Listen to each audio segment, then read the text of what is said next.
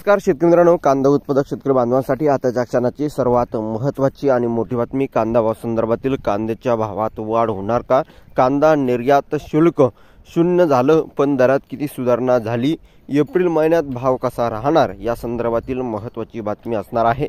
शेतकरी बांधवांना एकच विनंती, व्हिडिओ शेवटपर्यंत बघा. अतिशय महत्त्वाचा व्हिडिओ आहे. व्हिडिओ जर आवडला तर नक्कीच लाईक करा. आपल्या चॅनलवर नवीन असाल तर माझा शेतकरी या यूट्यूब चॅनलला सबस्क्राईब करून जवळचा बेल आयकॉन म्हणजे घंटा असू नका, जेणेकरून माझ्याकडून नोटिफिकेशन तुमच्यापर्यंत सर्वात अगोदर पोहोचते.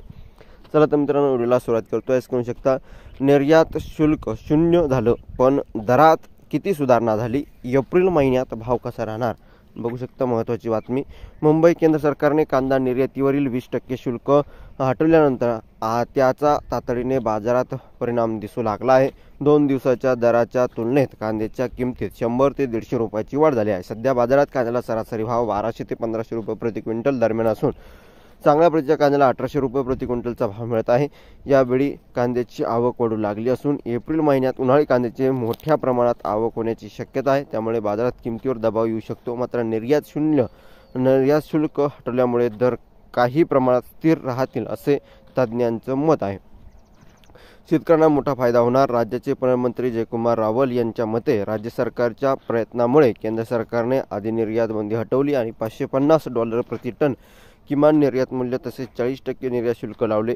त्यानंतर ते शुल्क 20%वर आणले आणि आता पूर्णपणे हटवल्याचा शेतकऱ्यांना मोठा दिलासा मिळेल.